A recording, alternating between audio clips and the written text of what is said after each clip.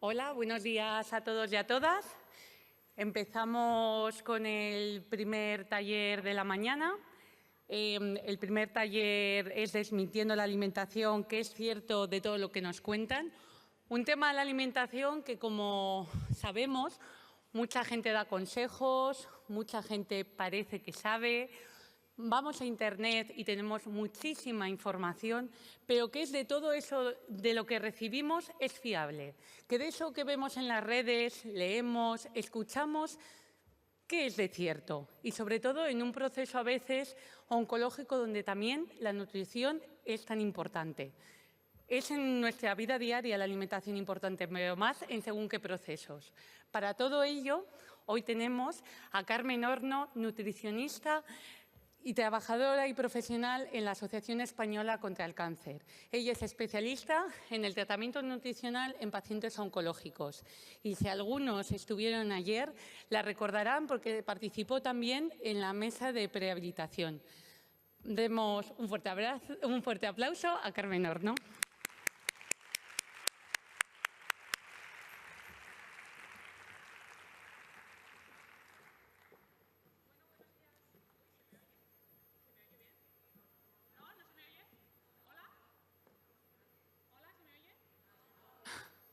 Ahora sí, ¿no? Ahora, venga, el directo, que siempre pasan estas cosas, ¿no? Bueno, para mí es muy importante que esta información no sea solo unidireccional, es decir, que no solo yo venga aquí a daros la chapa, como todos los años, a primera hora de la mañana, que normalmente me toca la primera, ¿no? Al final siempre dejo como un apartado de preguntas, porque entiendo que los que habéis querido asistir hoy vais a tener dudas y por eso estáis aquí, ¿no? Entonces, sobre todo aquellos que ya vengáis con intención de buscar resolver esas preguntas que tenéis, si a lo mejor a lo largo de la ponencia no he trabajado alguno de esos temas, me gustaría que por favor os acercaseis para poder sentaros más cerca, de manera que luego mis compañeras puedan pasaros el micro y poder resolver esas preguntas, porque si no, con una sala tan grande nos va a costar un poquito más. Bueno, al final, ¿qué es la desmitificación, ¿no? Como ha dicho mi compañera María Eugenia, al final uno de los problemas que tenemos es que va a costar que sepamos discernir qué información es adecuada. Al final nos va a costar discernir qué información es adecuada y cuál no, ¿sí? Porque cuando entramos en Internet y tenemos todas esas fuentes de información a disponibilidad, vemos que hay muchos titulares muy llamativos, muchos titulares que nos llaman la atención y que muchas veces van a buscar una solución para nuestros problemas, ¿no? Pero es que ya no solo son esos titulares, sino que también son todos los vídeos que podemos tener en YouTube donde profesionales o supuestos profesionales nos dan esa información. Y, por supuesto, libros, que muchos son de experiencia personal u otros son de otros profesionales que pueden hablar de temas de prevención o incluso muchas veces simplemente son contando la experiencia de casos concretos, ¿no? Entonces, sí que os diré que cuando intentemos filtrar toda esta información, seamos conscientes de buscar aquella información que podamos más razonar, ¿sí? Porque cuando me están diciendo cosas como profesionales o me están diciendo cosas amigos o vecinos o cosas así, yo estoy en el centro y tengo mucha información que filtrar y tengo sobre todo que prestar atención a qué es lo que estoy buscando con la alimentación. Porque ya os voy a dar un tip concretamente. Si aparecen las palabras que cura el cáncer o que mata el cáncer, por ahí no es, ¿sí? Por ahí seguro que no es. Pero al final esas experiencias individuales que hablábamos de amigos, familiares, que intentan ayudarnos de la mejor manera posible, por supuesto, no tienen por qué representarnos a todos, ¿vale? Entonces, sobre todo, ser consecuente un poco con eso. Entonces, al final, si queremos informarnos acerca de la alimentación, primero tengo que tener claro cuáles son esos objetivos dentro del tratamiento nutricional, ¿no? Ayer ya hablamos de la prehabilitación, que es muy importante en el momento que recibo un diagnóstico de ese estilo, saber conscientemente qué cosas tengo que mejorar. Y por otro lado, durante el tratamiento, ¿no? Si yo tengo una sintomatología que va a afectar a mi manera de comer o me van a quedar unas secuelas después del tratamiento o durante la supervivencia, también me voy a tener que enfrentar a esos cambios y enfrentarme de una manera mantenida, ¿no? Entonces, sobre todo saber qué es lo que busco, porque muchas veces lo que voy a buscar es tener la suficiente variedad nutricional, que busque sobre todo aquellos nutrientes que me van a interesar en función de cuáles son mis necesidades y poder mantenerlo a largo plazo, ¿sí? Entonces, sobre todo, tened en cuenta que cuando directamente evito determinados grupos de alimentos, si no los estoy sustituyendo por otra cosa, ahí es posible que entren esas carencias nutricionales que muchas veces hablamos cuando hay cambios dentro de esa composición corporal, ¿sí? Entonces, sobre todo, cuando busco esas recomendaciones, tengo que pensar concretamente qué es lo necesito, cuáles son esas necesidades que planteábamos. Entonces, venga, vamos a meternos un poco ya dentro de la dinámica, ¿no? Concretamente, si me decís, no, Carmen, mira, yo no tengo ningún tipo de sintomatología, yo me encuentro bien. Yo a lo mejor ya he pasado todo el proceso oncológico, no me han quedado secuelas, más o menos estoy bien, o justo voy a empezar y todavía no tengo nada y entonces quiero hacerlo lo mejor posible, ¿no? Porque así son muchos de los pacientes de los procesos oncológicos. Quieren empoderarse, es una palabra que no me gusta mucho, pero quieren tener el control también, no quieren ser ese sujeto pasivo del tratamiento, ¿no? Entonces, ¿qué es lo que tenemos que hacer? ¿Qué es a lo que tenemos que atenernos, ¿no? Entonces, sobre todo, saber que muchas veces ya hacemos cosas que están bien, ¿eh?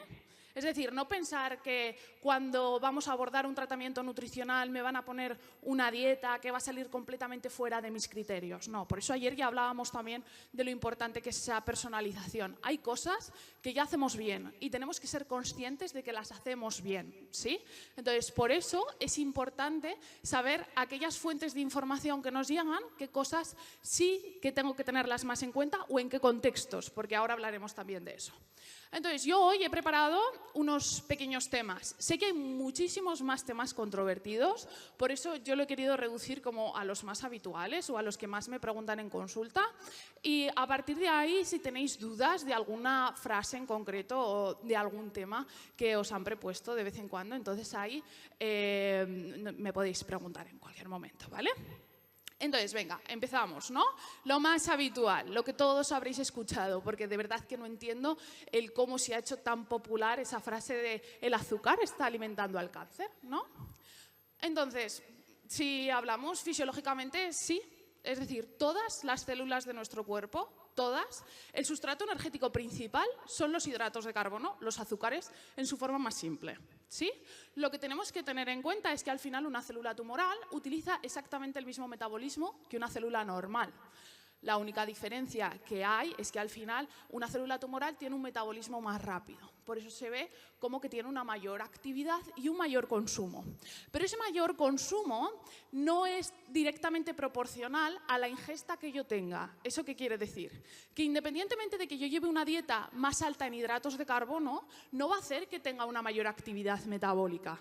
Y si lo reduzco, tampoco va a hacer que entonces la tenga menor.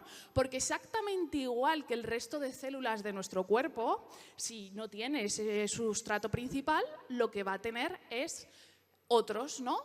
La típica frase que siempre hemos hablado, cuando yo empiezo a hacer esa actividad física, ¿no? Hasta los 20 minutos no empiezo a quemar grasas. ¿Por qué? Porque primero gasto esos hidratos de carbono simples, ya después paso a esas reservas energéticas, ¿no? Pues pasa exactamente lo mismo. Las células se van adaptando en función de ese sustrato que tengan. Por consiguiente, no, que yo lleve una dieta más o menos alta en esos hidratos de carbono no va a hacer que cambie, ¿vale? Pero al final, si hablamos de las recomendaciones en general, es que ya de por sí se habla de que esos productos que van a ser más ricos en hidratos de carbono, en grasas, en todo ese tipo, ya lo vemos en la pirámide nutricional, ya lo vemos que está en lo más apartado, en esos productos de consumo ocasional. ¿Pero por qué está en esos productos de consumo ocasional? Porque al final lo que más nos interesa muchas veces es mantener la composición corporal. Y ahí está el quid de la cuestión. Porque no hay una relación con un mayor consumo o menor consumo de azúcar. Con lo que hay una relación es con el porcentaje de grasa corporal. ¿Y qué pasa? ¿Qué productos modifican ese porcentaje de grasa corporal?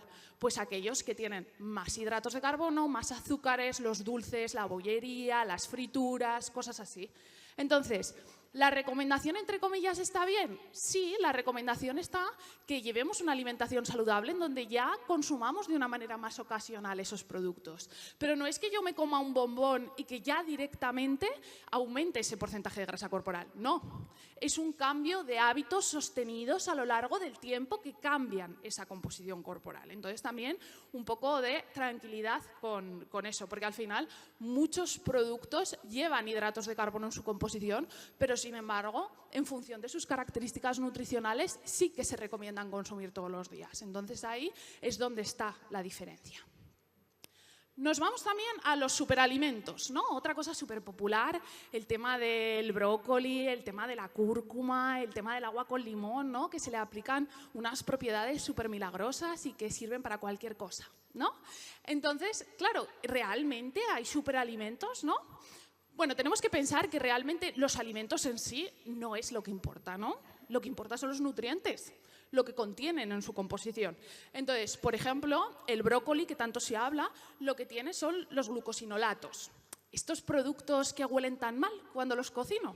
Eso es lo que realmente se le aportan esas características tan beneficiosas, ¿no? Que sobre todo son pues, con una capacidad antioxidante, con antifúngico, antibacteriano, pero sobre todo esas funciones los tiene para la propia planta, no para nosotros. ¿Y qué pasa? Que no solo el brócoli tiene eso, es decir, tenemos otras crucíferas que también tienen esos componentes. Entonces, no nos vamos a centrar solo en que el brócoli es un alimento importante. No, es que al final es el grupo. Por eso siempre que hablamos en consulta de la alimentación, a mí no me gusta hablar de alimentos individuales. Hay que hablar del grupo, porque el grupo de alimentos es el que va a tener unos nutrientes similares. Y entonces, a mí me da igual que consumas brócoli, que consumas coliflor, que consumas repollo, porque al final estamos consumiendo cosas muy similares dentro de ese grupo. Y, por ejemplo, también los frutos rojos. ¿Sí? Los frutos rojos con sus antioxidantes, las antocianinas, todo, ¿no? Que siempre se le atribuyen como unas propiedades que nos ayudan o que son muy enriquecedoras. Pero al final, ¿por qué lo tienen? Todos esos colores, rojos, negros, morados, tal, son aquellos productos que llamamos esos betacarotenos, las antocianinas, todo esto, pero es que no son los únicos productos que los tienen. Es que alimentos tan simples como los pimientos, el tomate, la zanahoria, es que también tienen este tipo de productos. Entonces, ¿qué pasa? Que si yo solo me centro en esos frutos rojos, que además son productos menos de temporada, ¿no? Que no los tengo siempre tanta disposición, que incluso tienen unos precios más caros, porque me voy a centrar solo en ellos, porque no hablo de todos los demás, ¿no? Porque lo que hablamos al final son nutrientes. Entonces, siempre hablamos de que hay alimentos buenos y malos. No, hay nutrientes y los alimentos los tienen. Y tenemos que pensar cuáles nos interesan más y cuáles nos interesan menos. Pero es que al final, cuanto más variada sea mi alimentación, más nutrientes voy a incorporar y por consiguiente también más rica va a ser, ¿sí? Entonces eso siempre hay que tenerlo en cuenta. Entonces eso, al final piensa que cuanto más varíes, más nutrientes, no solo estos que hemos hablado, tendremos licopenos, tendremos vitaminas del grupo B, A, D, C, tendremos un montón de vitaminas y minerales, todo. Entonces, eso es lo importante, no centrarnos solo en alimentos puntuales, centrarnos en todos los grupos de alimentos que podríamos llegar a incorporar. Venga, nos vamos a los lácteos, que también es algo súper controvertido en aquellos pacientes que tienen tumores que son más hormonales, ¿no? De tipo hormonal, que sobre todo se preocupan mucho sobre aquellos productos de origen animal que a lo mejor los pueden consumir o no, ¿no? Pero al final es un producto a día de hoy muy controvertido, de si sí, si no, si leches vegetales, un poco a ver qué hacemos. Entonces, volvemos a lo mismo. Hablamos un poco de qué compuestos vamos a encontrar en la leche, ¿no? Que al final también es como el más grande, la leche de vaca, ¿qué pasa con la sobreproducción, ¿no? Pues todo esto se debe a un compuesto que se le da a las vacas que se llama la somatotropina bovina, ¿sí? es un compuesto que se hace para producir la leche de manera continua dentro de las vacas y que es un compuesto hormonal. ¿Qué pasa? Que en Estados Unidos sí que se permite utilizar, pero en España no. Entonces, en España y en la Unión Europea. Entonces, centrémonos un poco, ¿sí? Porque vamos a encontrar información de todo tipo, pero luego tenemos que ser conscientes con la legislación alimentaria que tenemos en España y en la Unión Europea, pero la de España es más dura aún que la de la Unión Europea. Entonces, siempre hay que poner en valor también esas instituciones que mantienen años y años de estudio y de registro de cómo afectan esos alimentos a nosotros, ¿sí? Entonces, nosotros ya hace años, bueno, creo que nunca se llegó a poder producir de esta manera aquí, nunca hemos utilizado ese compuesto, ¿vale? Para esa producción. Entonces, por supuesto, tenemos que aportar en valor esos productos y pensad que decís, bueno, ya, pero ahora con la globalización, con el comercio, tal, ¿me van a llegar este tipo de productos? No, porque en el momento que un producto se produce en otro país, tiene que adherirse a la legislación que tenemos aquí, ¿sí? Entonces, si aquí no se permite, si ese producto se ha producido de esa manera, no se puede comercializar en España, ¿sí? Entonces, eso, por ahí, tranquilidad. Y luego tenemos el producto principal, que es ese sulfato de estrona, que serían como esos estrógenos que van a tener la leche, que es lo que estudiamos, ¿no? Porque al final la leche es un producto que se genera a través de esa producción de glándulas mamarias de las vacas. Entonces, realmente sería como el compuesto a estudiar. ¿Qué pasa? Que lo que hemos visto es que solo con la leche se empezaría a subir de una manera que realmente sería significativa a partir de los 300 mililitros de ingesta diaria, ¿sí? ¿Qué pasa? Que si nos vamos a las guías de recomendación, ya las guías de recomendación nos especifican que el consumo de lácteos es de 0 a 3 veces al día, siendo una ración de 200 mililitros. Entonces estamos ahí en el límite, ¿sí? Y luego tenemos que pensar en el consumo individual de cada uno. Si tú te bebes un café con leche en el cual le echas 2 dedos de leche, eso ni siquiera es una ración, ¿vale? Entonces, sobre todo, ser consecuentes con lo que hacemos. Y muchas veces no es la recomendación general de, oye, no bebáis leche. No. Tengo que estudiar qué es lo que hago yo. Y yo lo estoy haciendo bien, porque a lo mejor no tengo que directamente a dejar de consumir leche. Tengo que estudiar cómo es mi consumo. Tengo que valorar qué es lo que yo hago y ver si a partir de ahí tengo que modificar lo que estoy haciendo, ¿vale? Entonces, por eso siempre hablo de que esas recomendaciones generales hay veces que hay que ver primero de manera individual qué es lo que hace cada uno, ¿vale? Por eso siempre tened en cuenta eso. Pero, vale, pongamos que sí, que me digáis, mira, Carmen, yo no me quiero arriesgar. Yo paso, no voy a consumir leche por si acaso. Venga, es que los lácteos no son obligatorios, ¿sí? Es decir, los lácteos se considera un alimento neutro. ¿Por qué? Porque al final todos los compuestos que me aportan los puedo conseguir de otros alimentos, ¿sí? Por ejemplo, la leche no. Si hablamos de los yogures que llevan ese proceso de fermentación, esa acidez que se genera ya va a reducir de manera significativa los estrógenos que tienen naturalmente presentes la leche, ¿sí? Por ese proceso de la acidificación que producen las bacterias, ese proceso de fermentación.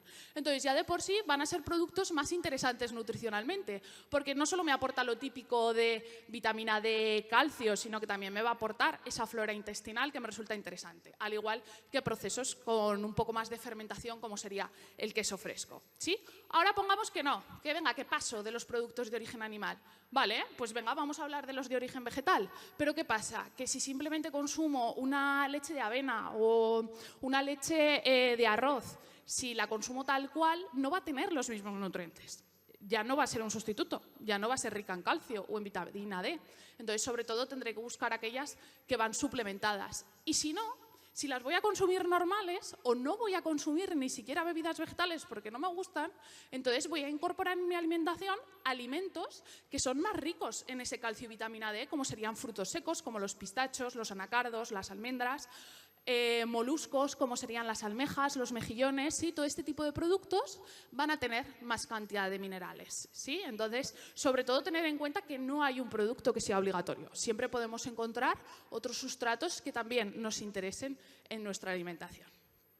Nos vamos a los pescados azules. ¿Por qué me interesan los pescados azules? Al final, mucho de lo que se ha hablado, y siempre se ha hablado, ¿no? Y es algo que es verdad, hay pescados que tienen una más cantidad de mercurio. Entonces, ¿qué pasa con el mercurio? ¿El mercurio es malo para el cáncer? ¿Es malo para la salud en general? Sí, por supuesto que sí. ¿Vale? Entonces, vamos a centrarnos concretamente en qué pasa con estos pescados azules. Al final, cuanto mayor sea el pescado, más cantidad de mercurio va a tener. ¿Por qué? Porque son pescados que viven más tiempo. Estamos hablando de que el atún rojo vive una media de unos 35 años y como se alimenta de otros peces más pequeños, se va acumulando de manera constante esa cantidad de mercurio en él.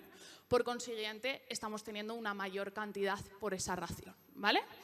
Pero, ¿qué pasa? Que al final los pescados azules tenemos muchos que no solo son grandes, es decir, ahí en la imagen tenemos lo que sería el atún rojo, tenemos el emperador y el pez espada, que serían como los más habituales dentro del comercio español, que tendrían esas características. Pero es que tenemos muchos pescados azules que no tienen ese tamaño. ¿Qué pasa con las sardinas, las anchoas, los boquerones? ¿Sí? Todo ese tipo de pescados azules no va a tener esa cantidad, ¿sí? Y además tenemos que pensar ¿cuál es el consumo más habitual de atún que tiene la población? Porque no es fresco, ¿sí? El consumo más habitual que tiene es el pescado en conserva, ¿sí? Y el pescado en conserva no utilizamos el atún rojo, utilizamos el atún claro, ¿sí? Que es un pescado mucho más pequeño. Por consiguiente, también va a tener menos cantidad. Pero vuelvo otra vez a las guías, ¿sí? Porque las guías ya nos hablan de ese consumo de pescado y ya nos dicen con qué frecuencia tenemos que consumir el pescado azul, porque ya se tiene en cuenta en ese consumo que no haya una toxicidad, ¿sí? Entonces, ya de por sí en esas guías nos dicen que el consumo de pescado azul tiene que ser en torno unas 2-3 veces por semana. Lo mejor es ir variando, como siempre, ¿no? Pero si yo lo consumo en esa recomendación, o incluso menos, que hay personas que no nos adherimos a esa recomendación, entonces nunca voy a tener esa consecuencia. No es un alimento que directamente tenga que evitar. Lo mismo de siempre. ¿Cuánto estáis consumiendo? ¿Realmente ese consumo es algo problemático? Entonces ahí es cuando realmente tendríamos que intervenir, ¿vale? No directamente eliminar los productos sin consecuencia. Venga, el pomelo y la naranja roja, que este me parece que no es tan habitual, pero siempre me gusta hablarlo, porque posiblemente aquí tengo muchos pacientes con tratamiento. Algunos de mis pacientes están aquí y es importante que sepamos qué es lo que pasa con este pomelo y naranja roja. Al final, el pomelo y la naranja roja tienen unos compuestos que, aunque de manera habitual no son importantes o no serían problemáticos en nuestra alimentación, cuando estamos durante los tratamientos oncológicos, cuando estamos en ese tratamiento farmacológico, pueden interaccionar con nuestro tratamiento, porque lo que hacen es disminuir aquellas enzimas que se encargan de detoxificar o eliminar esos sustratos, ¿sí? Entonces, mientras yo estoy con ese tratamiento de quimioterapia, tengo que evitar el consumir este tipo, pero no porque sean malos en sí, sino porque lo que va a hacer es, voy a poder eliminar peor ese fármaco, que al final lo tengo que eliminar de una quimio a otra, y me va a aportar más toxicidad.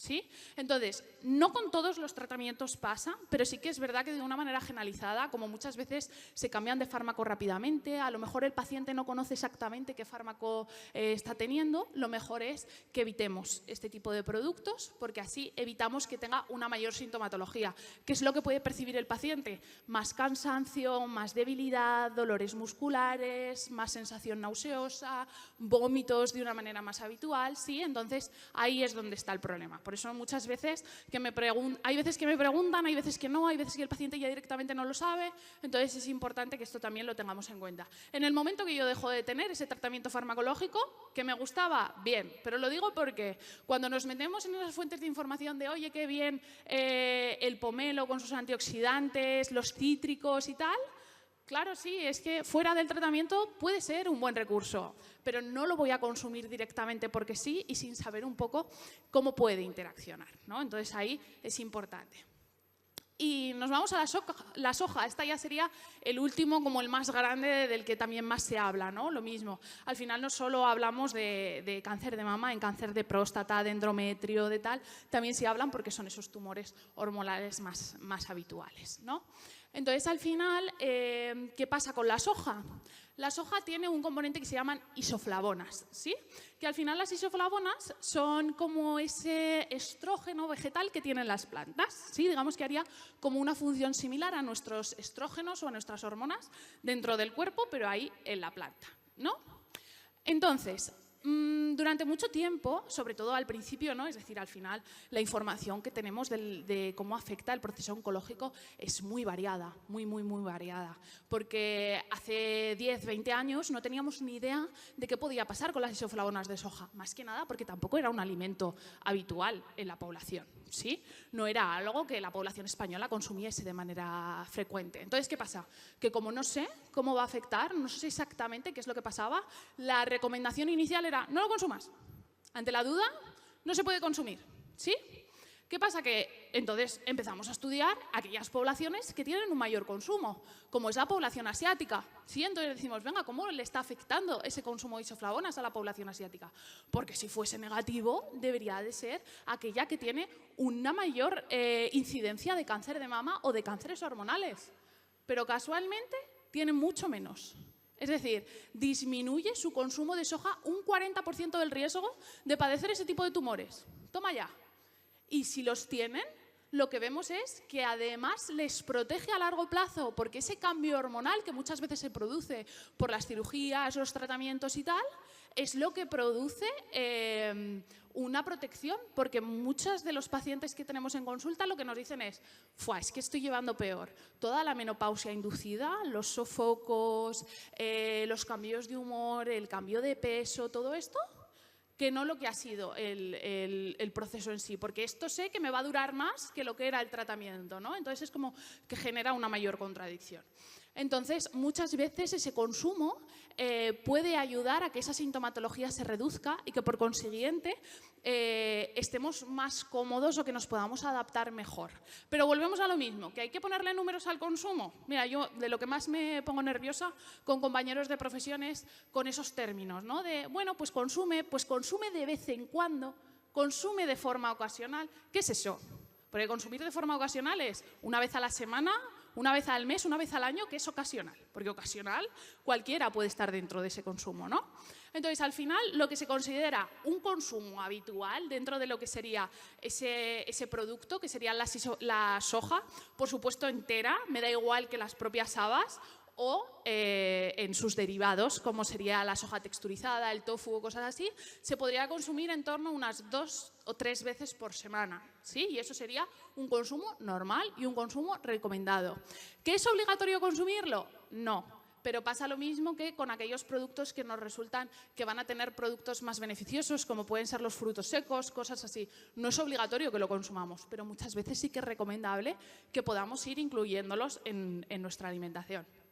Además, me hace gracia porque las isoflavonas de soja han estado como supercategorizadas, pero es que las legumbres en general tienen isoflavonas. Por supuesto que la soja, que es una legumbre, tiene más, por eso es la que más se conoce, pero es que las legumbres en general lo tienen. Entonces, por eso el tranquilizar, porque siempre hablamos de ¡ay, qué buenas son las legumbres! ¿Cuánto valor nutricional tienen? Venga, que es que la soja también lo es, ¿vale? Entonces, vamos a dejar de meter tanto miedo o de asustarnos cuando hablamos un poco de estos términos, ¿no? Entonces, yo por mi parte creo que solo me queda ya lo de la carne roja y sus derivados, que creo que aquí me vais a matar un poco todos porque voy a hablar de aquellos productos tan tradicionales dentro de la alimentación española. Y bueno, pues lo siento mucho, ¿no? Lo que os voy a decir ahora. Al final, ¿qué hablamos de carne roja? De carne roja hablamos de la que sería entera, como la ternera, el cordero, carnes de caza, como la perdiz, o algunas piezas del cerdo que también van a tener más cantidad de grasa, como serían las costillas de cerdo, la cabezada, cosas de ese estilo, ¿sí? Pero luego es que también hablamos de sus derivados, como serían las salchichas, las albóndigas, las hamburguesas, las carnes picadas mixtas, los embutidos, que también van a llevar un proceso de curación, ¿sí? Todo eso es lo que consideramos carne roja. Y las carnes rojas también nos aportan cosas, ¿no? Nos aportan pues, proteínas, nos aportan minerales, pero es que los compuestos que más nos interesan y por lo que se establece la recomendación es que tienen unos compuestos nitrosos, ¿no? Que pueden ser esas aminas heterocíclicas, van a ser también los nitritos, los nitratos, un poco todo esto que es como lo que más nos preocupa. Al final estos compuestos siempre se han estudiado con las enfermedades cardiovasculares. Ya de por sí se hablaba que la carne roja en aquellas personas pues, con tensión arterial, con sobrepeso, con riesgos de infarto, deberíamos de disminuir su consumo. Incluso siempre se ha hablado, ¿no? Aumentan también la probabilidad de gota y al final era lo que se denominaba la enfermedad de los ricos, ¿no? Porque eran los que más acceso tenían a este tipo de productos, ¿no? ¿Qué pasa? Que al final el consumo lo hemos ido aumentando a lo largo del tiempo y ya no solo se relacionan con esas enfermedades cardiovasculares, cada vez más se relacionan con otros tipos de cáncer, como es el cáncer de colon o el cáncer gástrico, también con el cáncer de mama, pero en menor proporción. Entonces, sobre todo, saber que este tipo de carnes, independientemente de que nos aporten proteínas, hierro, tal, es que esos nutrientes los podemos encontrar de otros alimentos, no hace falta que sea específicamente de este. Si este ya de por sí se recomienda un consumo menor, entonces vamos a intentar adherirnos a eso. Volvemos a lo mismo. ¿Qué es un consumo menor? ¿Qué es un consumo de vez en cuando? Las carnes rojas se recomiendan consumir una vez cada 10 días. O sea, sé que si yo me pusiese a recordar cuándo fue la última vez que lo consumí, no te sabría decir si ha sido esta semana o no. Hay veces que sí, hay veces que no. Eso es lo que tendríais que pensar. ¿Qué pasa? Que muchas veces son ingredientes que metemos dentro de nuestros alimentos, como las carnes picadas o cosas así. Claro, si ya hablamos también de los que llevan un proceso de curación, que esa curación aumenta aún más esos nitritos y los nitratos y tal, también tendríamos que limitar ese consumo. Y por eso las raciones, la cantidad cambia. Una ración de producto cárnico serían en torno a unos 100, 120 gramos, más o menos, en función de las necesidades de cada uno. Pero es que de embutidos es mucho menos. Estamos hablando de unos 30 gramos. ¿Y de qué embutidos hablamos? Pues hablamos de los curados como el jamón serrano, el salchichón, el fuet, ¿sí? Que tienen que ser productos de un consumo ocasional, la misma manera, una vez cada 10 días y en ese tamaño de ración. Hablamos siempre, ese tipo de productos son productos tradicionales dentro de nuestra alimentación. Siempre han estado, pero eso no quiere decir que hayan sido saludables por haber estado siempre, ¿sí? Entonces, sobre todo, tengamos en cuenta estas perspectivas. Entonces, ahora me quedan todavía 15 minutos, pero quiero hablar yo menos. Quiero que me preguntéis concretamente dudas, que seguro que tenéis algún nutriente que no hemos hablado, algún alimento, lo que sea, que os interese resolver. Y para eso estoy yo aquí. Por aquí. Espera, que nos traen un micro, porfa.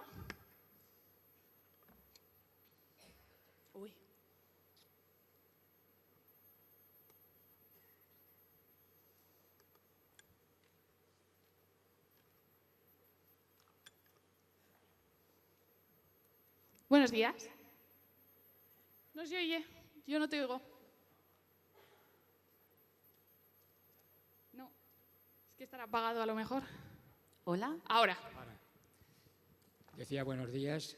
A mí me diagnosticaron hace 3 años y medio un cáncer de próstata. Sí. De toda la evaluación, el más grave, de 4 grupos que había, el más grave lo tenía yo.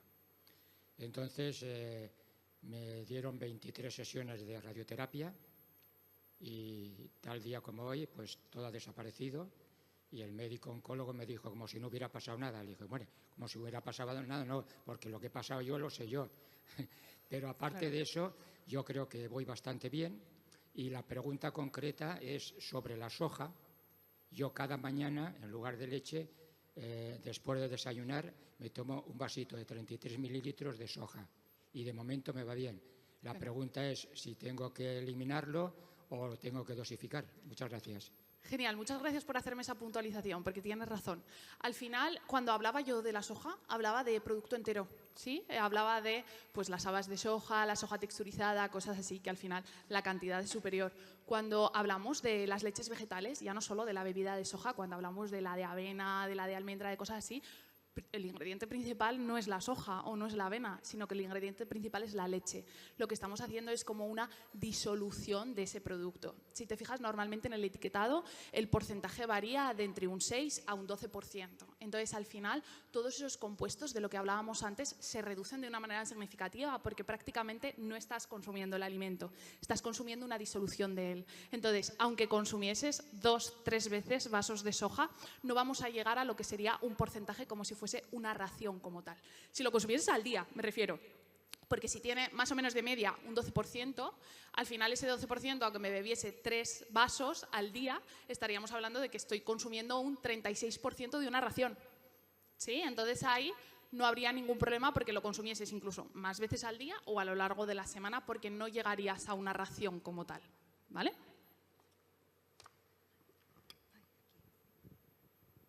¿Se me oye?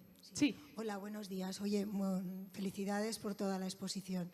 Yo soy familiar de una persona con cáncer y todo lo que nos has contado ahora sobre las carnes rojas me he quedado un poco impactada, porque resulta que a lo mejor carne roja no tomamos, pues eso, a lo mejor una vez o 2 veces al mes, pero el resto de alimentos, como puede ser pollo o pueden ser carnes picadas o jamón serrano, sí que consumimos y a lo mejor con bastante frecuencia.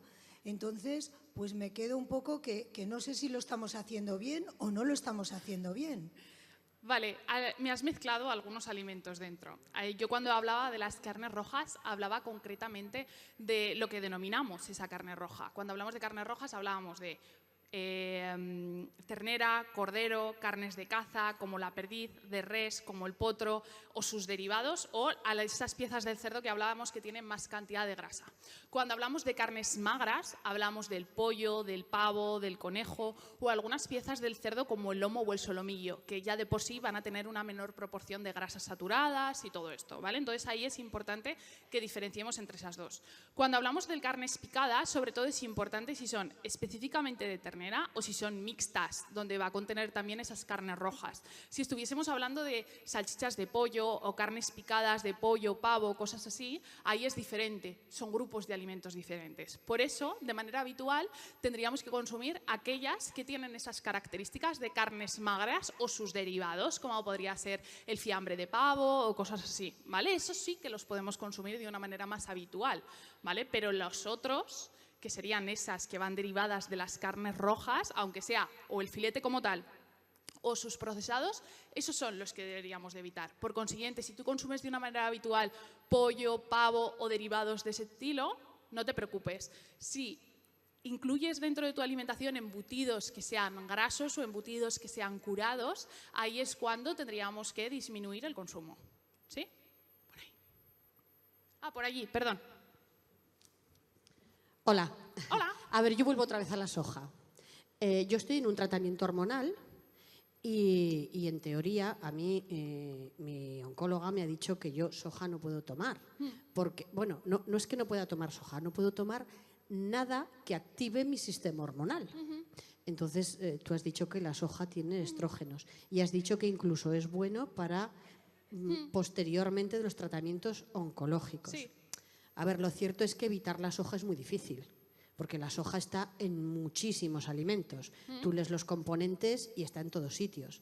Yo lo que no tomo es específicamente soja, pero sí que es cierto que todo el mundo, nadie puede evitar la soja porque hoy en día está introducida en el 90% de los alimentos que tomamos. Sí. Como eso por un lado, te decía. Y por otro lado, a mí me parece que el tema de la alimentación es muy importante en las personas que sufrimos cáncer y para ayudar a nuestro bienestar. Y un poco enlazando con la charla de ayer, es cierto que nosotros vamos a las consultas médicas y cuando preguntamos ¿en qué puedo yo ayudar para que el tratamiento sea mejor? Estás esperando que te digan una alimentación equilibrada y toma esto. Ya sabemos que es muy difícil hacer una consulta multidisciplinar, como ayer explicabais, pero sí que a lo mejor creo que nos falta un poco de información con un simple tríptico de la nutrición. Porque cuando empiezas la quimioterapia, tú vas a ver a tu enfermera y te da un tríptico de tu cuidado de la piel. Y incluso te dicen qué productos puedes usar y no, pero no te dicen qué se puede alimentar. ¿No tenéis un colegio, los nutricionistas, un colegio profesional que pueda hacer unos trípticos y difundirlos en los hospitales y en las consultas de los oncólogos? Porque yo entiendo que mi oncóloga se ocupa de mi enfermedad, se ocupa de mis analíticas. Si ve que mi analítica está bien y yo no tengo colesterol ni tengo anemia, pues yo estoy bien. Y a mí no me va a recomendar nada más que yo siga con mi vida habitual. No va a profundizar en lo que yo puedo mejorar. Y aunque yo se lo diga, porque yo se lo he dicho a mi oncóloga y me dice, no, tú sigue como estás, que estás bien. Lo único, haz ejercicio todos los días media hora. Pero no se vuelcan en ayudarte, o sea, en que tú mejores con tu alimentación.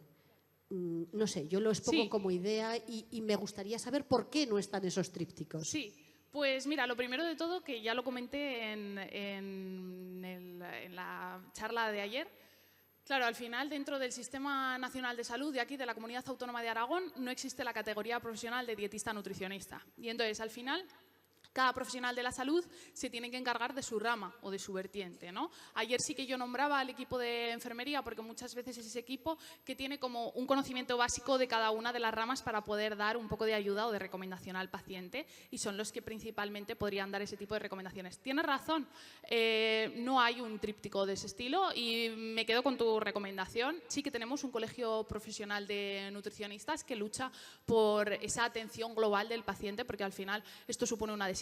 Si no se puede tratar a través desde el punto de vista de la nutrición en el sistema nacional, ya de por sí ese paciente va a tener una carga, ¿no? Un hueco, un agujero importante dentro de su tratamiento. Nos centramos ahora concretamente en lo que me has dicho de la soja, que te lo había dicho tu oncóloga. Volvemos a lo mismo, los oncólogos principalmente de lo que saben y de lo que nos interesa que sepan es de esos tratamientos médicos. Y como yo os comentaba antes, esa era la recomendación principal, el de, oye, no consumas, ante la duda, no consumas, porque siempre hablábamos de eso, oye, pues cualquier producto que pueda llegar a interaccionar, vamos a evitarlo directamente.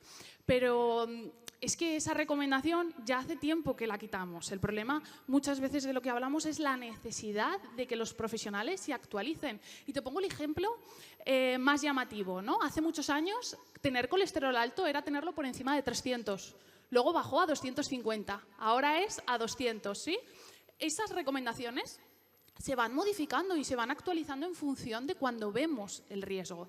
Y sin embargo, pues con el consumo de soja también ha pasado, porque al final, como tú dices, es un alimento que cada vez está entrando más en profundidad, sobre todo cuando hablamos de que tenemos a nivel de sostenibilidad, a nivel de lo que sea, el reducir ese consumo de carnes, ¿no? Entonces, al final, los derivados vegetales es la opción más sencilla para poder hacerlo y ahora con los procesamientos, esa soja también tiene muchas características dentro del etiquetado para aportar textura y aportar muchas cosas, ¿no? Entonces, cuando hablamos de eso, cuando hablamos de que en el etiquetado podemos ver trazas de soja o salsa de soja o cosas así, eso no nos debería de preocupar porque prácticamente el alimento no va a estar presente, simplemente puede ser una cuestión de contaminación cruzada y la soja es un alérgeno que se tiene que etiquetar para aquellas personas que puedan tener esa alergia. Pero la recomendación actual es que no, es que los pacientes que están en un tratamiento hormonal pueden consumir ese tipo de productos, porque es que no va a ser lo mismo. Estamos hablando que no consumimos estrógenos como tal, estamos consumiendo isoflavonas, que la función es similar dentro del mundo vegetal, pero la cantidad es muy pequeña la que incorporamos con los alimentos. Y luego, además, tenemos que pensar que no pueden realizar la misma función que realiza un estrógeno como tal. Entonces, lo que hacen es paliar toda esa situación, ¿sí? Nos hacen un mecanismo protector. Por eso cada vez se empieza a intentar divulgar más dentro de que la soja, sobre todo durante y después del tratamiento, puede ser beneficiosa para toda esa sintomatología, que no se obliga directamente a consumirlo, porque a lo mejor lo que hablábamos, imaginaos un paciente o una mujer que ya tenía la menopausia de antes y no tiene ese cambio hormonal tan abrupto, ¿no? Pues a lo mejor es una persona que tampoco se va a ver beneficiada de que lo consuma, pero por eso es importante que nos actualicemos todos dentro de esa dinámica, porque con la alimentación también hay muchos temas. Al final final, la alimentación como ciencia nace en 1916, más o menos. En España el grado de nutrición nace en 1999, es cuando empiezan a formarse profesionales en esa disciplina aquí. ¿Sí? Entonces, pensad que es una ciencia que, aunque siempre comemos, siempre nos alimentamos, está en continuo estudio y las cosas van a ir cambiando y tenemos que ser conscientes de que va a cambiar también nuestro consumo. ¿Alguien más? Por aquí tengo una, por ahí otra. Yo. Dime. ¿Se oye? Sí. Buenos días. Yo estoy encantada de haber venido porque realmente apoyo a lo que ha dicho la compañera anterior, ya que cuando nos detectan un cáncer, pues te sientes muy desamparada o desamparado en general, porque es verdad que yo recuerdo que le decía al oncólogo, ¿el brazo de quién es? Porque me dolía y no, que no es de su especialidad, lógicamente, que es de no sé qué. Bueno, es decir, que bastante agradecidos tenemos que estar por la atención que recibimos, generalmente estupenda, pero sí que es cierto que te faltan pautas y vives nadando un poco en la oscuridad, ¿no? Porque a mí no me han mandado a un nutricionista nunca y cuando has preguntado, pues a lo mejor, bueno, al principio cuando te detectan te dan a mí por lo menos me dieron una hoja con todo lo que parece que debía consumir y en definitiva el consumo era un poco de todo, con horror hacia el azúcar, ¿no? Entonces, a mí, yo que tengo un cáncer hormonal de pecho, pues claro, los lácteos casi prohibidos, la soja, por supuesto, y el horror al azúcar, ¿no? Me quedo sorprendida gratamente por tener la oportunidad de haber desmitificado el consumo de soja y también los lácteos. Y me gustaría, sobre todo, que me indicase qué recomendación nos daría sobre el consumo de lácteos desnatados, no desnatados, porque alguien te dice, no, el queso que sea en todo caso que sea, a veces te dicen que curado, otras veces te dicen que es mejor que sea desnatado y ya es un lío tremendo. Muchas gracias. Gracias a ti. Mira, pues aquí a lo mejor también rompemos como una lanza dentro de la industria alimentaria, ¿no? Concretamente también a las mujeres se nos ha vendido muchísimo los productos desnatados, ¿no? Para cuidarnos, para mantener la línea, siempre han estado dentro de todos los lineales en colores rosas, morados, como más destinados a ese cuidado. Y yo es algo que lo primero que me dicen en consulta cuando consumen leche desnatada o yogur desnatado, cosas así, le digo, consúmelo normal. ¿Por qué? Porque cuando desnatamos el producto lo que estamos haciendo es quitarle la grasa. Y la vitamina D es una vitamina que está diluida dentro de la grasa. Entonces, si yo le quito la grasa, estoy quitando la vitamina D. Y si yo le quito la vitamina D, me queda solo el calcio. Y entonces el calcio no va a tener la misma característica para absorberse ni para fijarse en el hueso si disminuye esa vitamina D. Y además, la población española, todos aquí, si nos hiciésemos una analítica, lo más habitual es que tengamos un déficit de vitamina D. Somos una población endógena dentro de ese déficit de vitamina D. Entonces, si ya de por sí quitamos esos productos que van a tener ese principio, ese nutriente, más voy a estar fomentando que tenga eso, con todo el riesgo que puede haber de osteopenia, osteoporosis, todo para lo que es la salud de nuestros huesos, ¿vale? Entonces yo te diría que si tienes que consumir lácteos, los consumas normales, o si no te gusta por el sabor, porque son unos sabores muy intensos, que lo consumas semi, por lo menos nos va a quedar parte de esa grasa para que pueda haber también esa parte de vitamina D. Como verás, hay veces que en los supermercados tenemos leche desnatada enriquecida con vitamina D. Y además es un producto más caro. O sea, le hemos quitado la grasa, que le hemos quitado la vitamina D, le metemos ahora vitamina D porque le faltaba y lo vendo más caro. ¡Ole! ¿Sí? Entonces, ahí también ser conscientes de ese tipo de cosas que muchas veces es más fácil ir al producto normal y ya está. Si hablamos de los lácteos concretamente en general, hablamos de que la recomendación de consumo es de 0 a 3 veces al día. O sea, no son obligatorios, pero si quieres consumir serían hasta 3. Teniendo en cuenta que los yogures, los que vienen ya envasados en unidosis, son de 125 gramos. Entonces, para hacer una ración tendría que consumir 2 yogures, ¿sí? Y cuando hablamos de queso, por supuesto, el que más nos interesa dentro a nivel nutricional es el fresco, porque lo que estoy haciendo es quitarle el agua y solo concentrar las proteínas, los minerales, las vitaminas y sin añadir más grasa y aún encima fermentado. O sea, sé que a nivel nutricional es el que más me interesa. Luego, conforme va aumentando el proceso de curación, ese perfil nutricional cambia. Lo que hace es que va aumentando de una manera progresiva la grasa saturada que tiene el alimento. Entonces, cuanto más proceso de curación tenga, tengo que consumirlo de una manera más ocasional.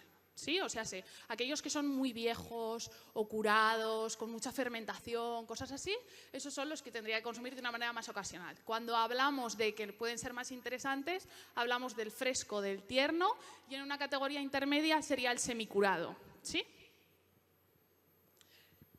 Vale, seguimos, que veo que se me ha acabado el tiempo, pero por si acaso, venga, dime. Felicidades por la exposición. Dos cosas. Estas nuevas bebidas que llevan avellanas y llevan arroz, etcétera, danos una opinión rápida. Y otra, ¿qué tal nos podemos apoyar en esa aplicación que se llama Yuka? No sé si la conocéis, y dinos algo sobre ella. Gracias.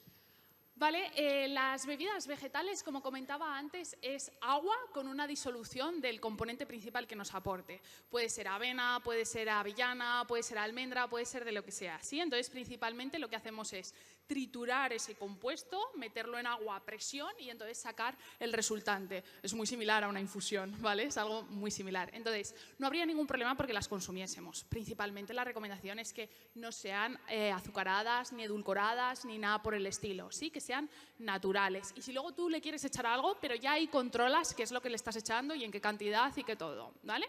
Luego hablamos de las aplicaciones que tienen que ver con si ese producto tiene un valor nutricional adecuado o no.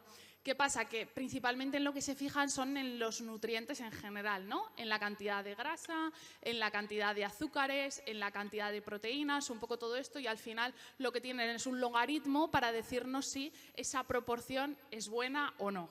Lo idóneo es que si tengo que mirar en Yuka para ver si ese producto es bueno o no, quiere decir que es un producto procesado, ¿sí? Que lleva muchos ingredientes. Entonces, a lo mejor es un producto que ya de por sí no debería de consumir, porque si os fijáis, aquellos productos que más nos interesa, como son las frutas, las verduras, cosas así, no llevan etiquetado, ¿sí? Entonces, ahí está un poco la clave, que cuantos más ingredientes lleve, ya de por sí tendría que ser un producto de consumo ocasional. Si yo estoy buscando galletas, si yo estoy buscando cereales de desayuno, si yo estoy buscando cosas así, y que sea más saludable, tendría que evitarlo, ¿vale? Muchas gracias a todos. Si han quedado más dudas, voy a estar todo el día en el congreso, estaré por aquí, me iréis viendo y me podéis preguntar en cualquier momento, ¿vale? No hay ningún problema.